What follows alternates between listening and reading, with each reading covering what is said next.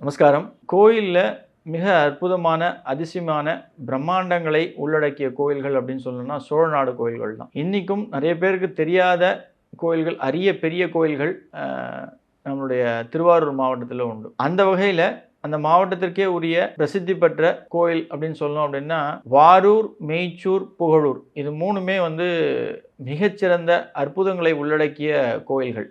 வாரூர் அப்படின்னா திருவாரூர், மெய்ச்சூர் திருமெய்ச்சூர், புகழூர் திருப்புகழூர். இன்னைக்கு நம்ம திருப்புகழூர் குறித்து அதனுடைய அற்புதங்களையும் அதிசயங்களையும் பார்ப்போம்.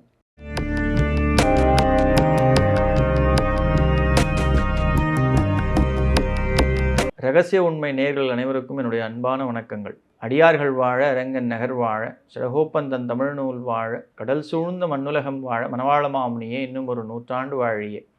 திருப்புகழூர் நாகப்பட்டினம் மாவட்டத்தில் 5 அடுக்கு கோபுரம் கொண்ட பெரிய அகழியால் சூழப்பட்டு, அகழி அப்படின்றது கோயில் சுற்றியே நீரால் சூழப்பட்டிருக்கின்ற ஒரு அற்புதமான அதிசயமான கோயில். வாஸ்து சாஸ்திரத்தில் ஒரு சிறந்த வீடு அமையணும், வாஸ்து பலம் பொருந்திய ஒரு நல்ல வீடு கட்டணும் அப்படின்ற ஒரு விஷயம் எல்லோருக்கும் கனவாக இருக்கிறது. நாங்கள் வீடு ஆரம்பிச்சிட்டோம் சார், தடைப்பட்டு பாதியிலே இருக்குது, பேஸ்மெண்ட் வெல்லும் போட்டுட்டோம், தளம் போட முடியல, கட்டுமான வேலைகள் நடந்து விட்டது, பணம் அப்படின்ற ஒரு விஷயம் எங்களுக்கு சேரலை, லோன் சேங்ஷன் ஆகலை வீடு கட்டுறதுக்கு அப்படின்னு நினைக்கிற ஒவ்வொருவரும் இந்த திருப்புகழூர் அப்படின்ற ஒரு கோயிலுக்கு நீங்கள் போய் உங்கள் காலடி அந்த மண்ணில் படும் பொழுது அங்கே இருக்கிற வர்தமானீஸ்வரர், கண்டார்குழலி அம்பாளை நீங்கள் தரிசனம் பண்ணிட்டு வரீங்க அப்படின்னா நிச்சயமாக நீங்கள் எதிர்பார்க்குற நல்ல விஷயங்கள், வாஸ்துப்படி வீடாகட்டும், நீங்கள் கட்டின வீடு பாதிலேயே நிற்கிறதா இருக்கட்டும், பூர்த்தியாகணும், கிரகப்பிரவேசனம் முடியும் அப்படின்னா நிச்சயமாக இந்த கோயில் உங்களுக்கு சாத்தியம் பண்ணி கொடுக்கும். இந்த கோயில் பற்றி சொல்லணும் அப்படின்னா நிச்சயமாக ஒரு நாள் பத்தாது, அவ்வளோ சிறப்பு வாய்ந்த கோயில். மூவரால் பாடல் பெற்ற ஸ்தலம். அதாவது அப்பர், திருநாவுக்கரசர், ஞானசம்பந்தர், சுந்தரமூர்த்தி நாயனார், இவங்க மூணுமே நம்மளுடைய சைவத்தில் மிக சிறப்பு வாய்ந்த அவர்களால் பாடல் பெற்ற ஸ்தலம் அப்படின்றது மட்டும் இல்லாமல் இந்த கோவில் நான் ஏற்கனவே சொன்ன மாதிரி இளங்கோயில்னு சொல்லுவோம். இளங்கோயில் அப்படின்னா கோயில் உள்ள கோயில் இருக்குது. அந்த ஒரு சிறப்பு வாய்ந்த கோயில்கள் தான் இந்த 3 கோயில்கள் நான் சொன்னது, வாரூர், மெய்ச்சூர், புகழூர். அதில் இந்த புகழூரில் அகழியால் சூழப்பட்டு, ஏன் அகழி அப்படின்ற ஒரு விஷயம் இந்த கோயிலுக்கு வந்தது அப்படின்னா,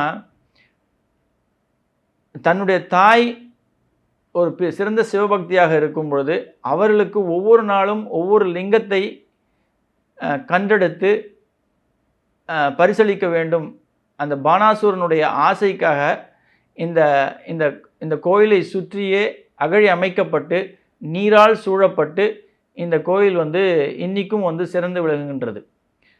அது மட்டும் இல்லாமல் சுந்தரமூர்த்தி நாயனார் இந்த கோயிலுக்கு தன்னுடைய திருவாரூரில் அன்னதானம் செய்வதற்கு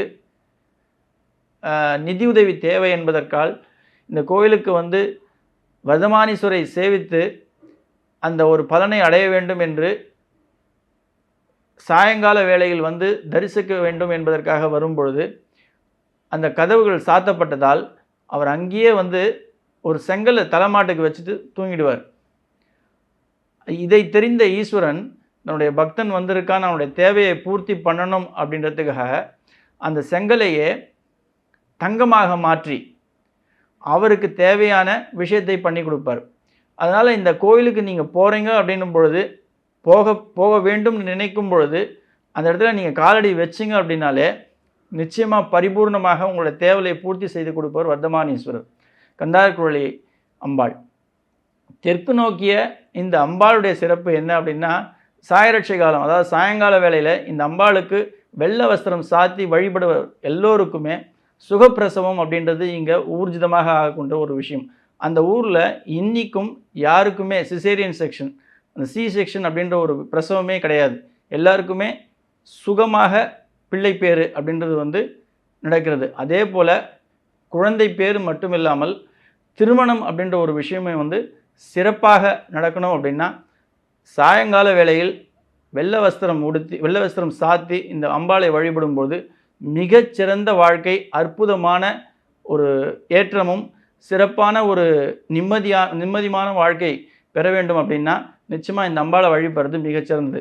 ஏற்கனவே சொன்ன மாதிரி இந்த கோயிலில் இந்த சுற்றுவட்டாரத்தில் இருக்கக்கூடிய மக்களுடைய ஐதீகம் என்ன அப்படின்னா, இந்த கோயிலில் ஒரு 6 செங்கல் வாங்கி 3 செங்கல் ஈஸ்வரனுக்கே கொடுத்து மீதி 3 கட்டுகின்ற வீடுக்கு ஒரு செங்கலை வந்து 3 செங்கல் எடுத்துகிட்டு வந்து வீட்டுக்கு ஒன்று ஈசானியத்திலையும் வாசக்காலையிலையும் இன்னொன்று தென்கிழக்கிலையும் வைத்து அவர்கள் கட்டுகிறார்கள். இந்த கோயிலில் வாங்கி செங்கலை எடுத்துகிட்டு வந்து நீங்கள் வீடு கட்டுறீங்க அப்படின்னா அந்த வீடுடைய பரிபூர்ண பூர்த்தி நிறைவடைந்து கிரகப்பிரவேசம் அப்படின்ற ஒரு விஷயம் நிறைவேறும். எந்த ஒரு தங்கு தடையின்றி எந்த ஒரு பிரச்சனையும் இல்லாமல் நிச்சயமாக பூர்ணமாக நிறைவடைந்து பூர்த்தியாக கிரகப்பிரவேசம் முடியும் அப்படின்றது தான் இந்த கோயிலுடைய ஐதீகம். இந்த கோயிலில் அம்பாள் வந்து சாந்த சொரூபியா மனோன்மணி சொரூபமாக காட்சியளிக்கிறது தான் மிக சிறப்பான ஒரு விஷயம். இந்த கோயிலுடைய அற்புதம் அப்படின்னு நம்ம சொல்லணும் அப்படின்னா, இந்த கோயிலுக்கு சுந்தரமூர்த்தி நாயனார் அவருக்கு தங்க செங்கலாக மாற்றி கொடுத்ததும், அதே போல் மிகச்சிறந்த விஷயம் அப்படின்னா அப்பர் திருநாவுக்கரசர் இங்கே ஜோதியா ஈஸ்வரனோட கலந்தது தான் இந்த கோயிலுடைய அதிசிறப்பு. அவர் உழவார பணியில் ஈடுபட்ட போது தன்னுடைய 80வது வயசில் உழவார பணியை ஈடுபட்டு அப்பரான திருநாவுக்கரசர் சித்திரை மாதத்தில் சதய நட்சத்திரம் அன்று இந்த கோயிலில் அவர் ஜோதியாக கலக்கிறார். இப்போ வருகின்ற சித்திரை மாதத்திலும் கூட அந்த சதய நட்சத்திரம் அன்று இந்த கோயில் 10 நாள் கொண்ட உற்சவமாக மிக விமர்சையாக நடைபெறுகின்ற இந்த விஷயம் அனைவரும் அவர் ஜோதியாக கலக்கின்ற ஒரு விஷயத்தை கண்கூடாக பார்த்து மெய் கலந்து ரொம்ப அற்புதமாக சிறப்பாக அமையும். அந்த வாய்ப்பு கிடைக்கிறது அப்படின்னா நிச்சயமாக இந்த கோயிலுக்கு போய் நீங்கள் அவசியம் பாருங்கள். வாஸ்து சாஸ்திரத்தில் நான் திருப்பி சொல்லக்கூடிய ஒரு விஷயம், அறுதிட்டு சொல்லக்கூடிய ஒரு விஷயம் என்ன அப்படின்னா, நல்ல சிறப்பான ஒரு வீடு அமையணும். கட்டுகின்ற வீடு தடைபடாமல் கம்ப்ளீட்டாக பூர்ணமாக அந்த வீடு வந்து கிரகப்பிரவேச ஸ்டேஜுக்கு போய் நாங்கள் பிரவேசம் ஆனோம் அப்படின்னு நீங்கள் நினைக்கிற ஒவ்வொருவரும் உங்களுடைய கனவு இல்லத்தை நீங்கள் பூர்த்தி செய்யணும் அப்படின்னா நிச்சயம் இந்த கோயிலுக்கு போய் கண்டார்குழலி அம்பாளையும் வர்தமானீஸ்வரியும் சேவிக்கிறது மிக மிக முக்கியம். எல்லாத்த விட ஹைலைட் அப்படின்னு சொல்லணும் அப்படின்னா இந்த கோயிலில் தான் அந்த பஞ்சபூதத்தில் அக்னி பகவானுக்கு ஈஸ்வரன் சாப விமோசனம் கொடுத்ததாக ஐதீகம். இந்த சாப விமோசனம் கொடுக்கும்பொழுது அந்த அக்னி பகவானுக்கு 2 கொம்புகளையும் அதே போல் 6 கைகளையும் 4 கால்களையும் கொடுத்து இந்த கோயிலில் அக்னி பகவானுக்கு சாப விமோசனம் கொடுத்து மிக சிறப்பான ஒரு திருப்புகலூருடைய ஹைலைட் அப்படின்னு சொல்லணும் அப்படின்னாலே இது வந்து அக்னிபுரீஸ்வரர் கோயில். அக்னி பகவானுக்கு வர்தமானீஸ்வரர் இந்த கோயிலில் சாப விமோசனம் கொடுத்ததாக ஐதீகம். இந்த கோயிலில் தான் அக்னி பகவான் தன்னுடைய இழந்த எல்லா சக்திகளையும் ஈஸ்வரனுடைய அருளால் திரும்ப பெற்று இந்த உலகத்தில் அக்னியோட பஞ்சபூதத்தில் இருக்கின்ற அக்னியோட நம்ம இன்றைக்கி வந்து அவருடைய தாக்கம் இருக்குது அப்படின்னா அது இந்த கோயிலில் தான் அவருக்கு வந்து திருப்பி பெற்றதாக ஒரு ஐதீகம் உண்டு. ஆகையால் அக்னி பகவான் நமக்கு நல்லது செய்யணும்னு நினைக்கின்ற ஒவ்வொருவரும் அவசியம் இந்த கோயிலில் போய் வழிபடுறது அப்படின்றது மிக சிறந்த நல்ல மாற்றங்களையும் ஏற்றங்களையும் கொடுக்கும். நன்றி. ஆழ்வார் ஆச்சாரியன் எம்பெருமானார் ஜீயர் திருடிகளே சரணம். ஆண்டாள் பி சொக்கலிங்கம் திருடிகளே சரணம் சரணம் சரணம்.